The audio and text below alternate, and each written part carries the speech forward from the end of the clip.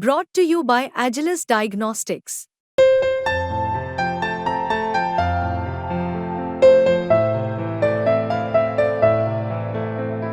Agilus Diagnostics.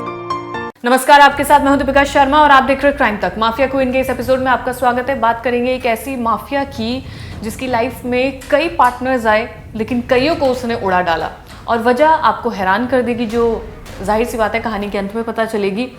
तो इस 5 साल की बेटी, शुरुआत से शुरू करेंगे। 5 साल की बेटी के जो पिता थे वो जाने माने एक लेखक थे। वो हमेशा अपनी बेटी को यही सलाह देते थे, और जाहिर सी बात है हर पिता अपने बच्चों को यही सलाह देता है कि आपको अच्छी सीख दी जाए, आप बड़ों का सम्मान करें, अपने जीवन को सीरियसली लें, लाइफ में कुछ बन जाएं, ताकि कल को परिवार को भी खुशी मिलती है कि उसका बच्चा अच्छा कर रहा है और उस इंसान को भी खुशी मिलती है।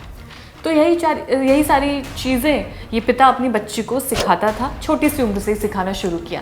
लेकिन ये बात इस लड़की को पसंद नहीं थी। उसे अच्छा नहीं लगता था कि उसके पापा हर समय उस पर रोक टोक करते हैं, हर समय उसे अच्छी शिक्षा देते हैं कि ये सही है, ये गलत है, तुम्हें ये करना चाहिए। जैसा आजकल जो टीनेजर्स होते हैं उन्हें काफ़ी बुरा लगता है कि उनके पेरेंट्स उनके ऊपर कंट्रोल कर रहे हैं, उन्हें समझा रहे हैं, उनकी बातें वो सुनते नहीं हैं। तो अगर ये लड़की भी अपने पिता की बात सुन लेती तो जो इसके साथ हुआ है वो नहीं होता।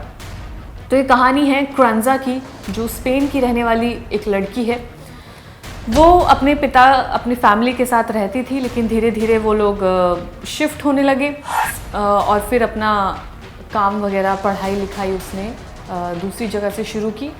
और फिर जब वो कॉलेज में आई तो कॉलेज में उसका एक बॉयफ्रेंड बनता है।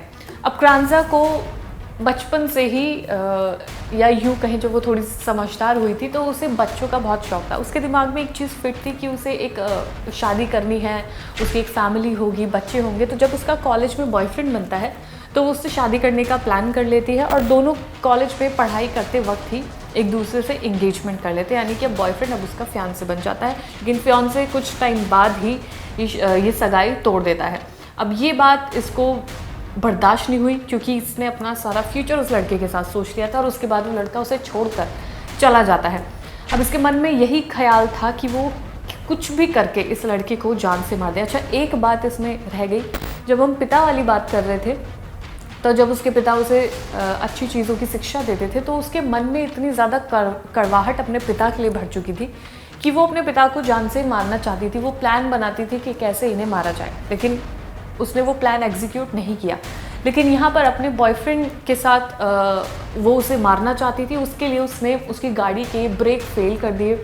वो लड़का गाड़ी चलाता है, लेके चला जाता है, लेकिन कैसे न कैसे वो बच जाता है। लेकिन उसे ये नहीं पता चला कि ये हरकत उसी की गर्लफ्रेंड ने की थी।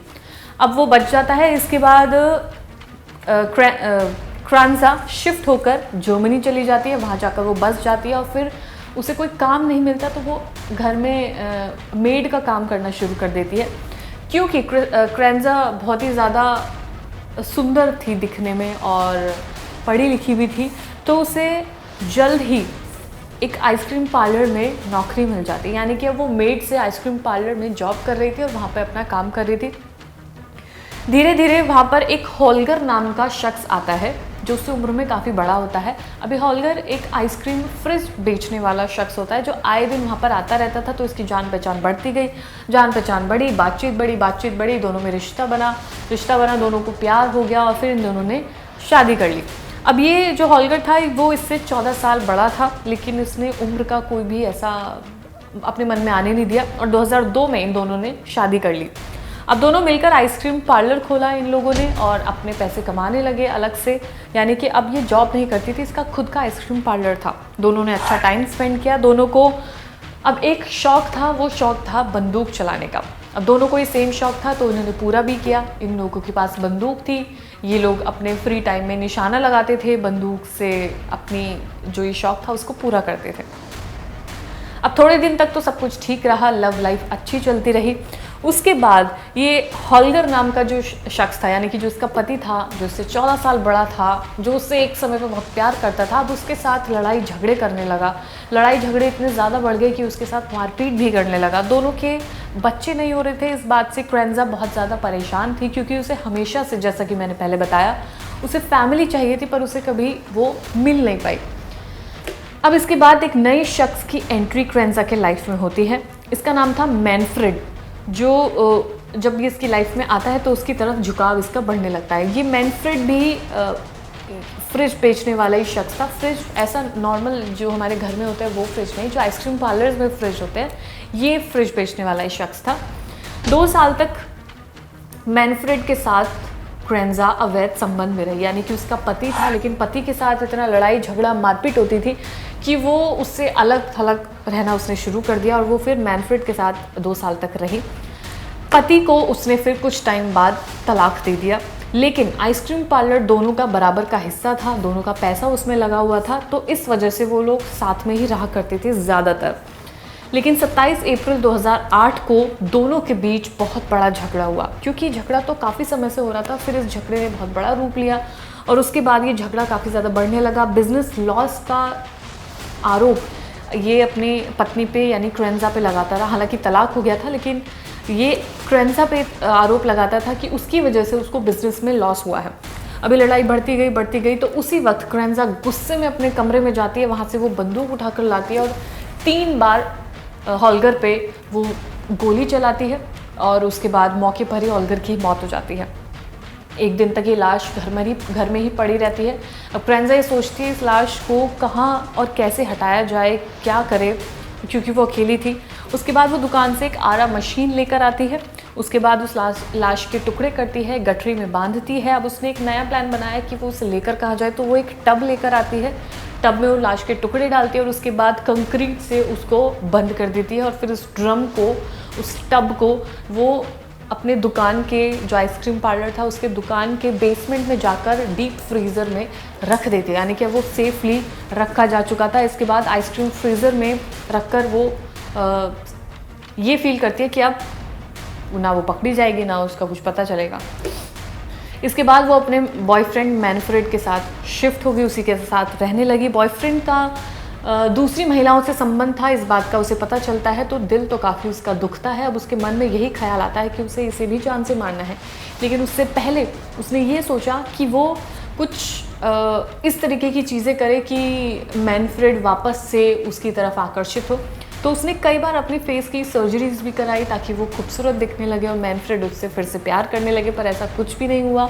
वो अभी भी और महिलाओं के चक्कर में ही पड़ा रहा और उनके साथ अवैध संबंध चलाता रहा। अब इसे मारने का फैसला क्रेंजा ने ले लिया था। उसे भी उसी सेम बंदूक से गोली मारी गई, सेम प्रोसेस, टुकड़े किए गए, गठरी में बांधा, टब में डाला, कंक्रीट डाला और फिर उसी फ्रीज़र में उसके पति के साथ रख दिया। अब इस बात का खुलासा कैसे हुआ वो मैं आपको बताती हूँ। दरअसल जिस बेसमेंट में इनकी लाशें टब के अंदर रखी गई थी, उस बेसमेंट में पानी की कुछ दिक्कत आती है। तो जो आइसक्रीम पार्लर में लोग काम कर रहे होते हैं वो प्लम्बर को बुलाते हैं ताकि तमाम चीज़ें देखी जा सके। और उसके बाद जब वो फ्रीज़र खुलता है तो सब हैरान हो जाते हैं, उसमें लाश दिखाई देती है। जाहिर सी बात है कोई भी इंसान डर जाएगा।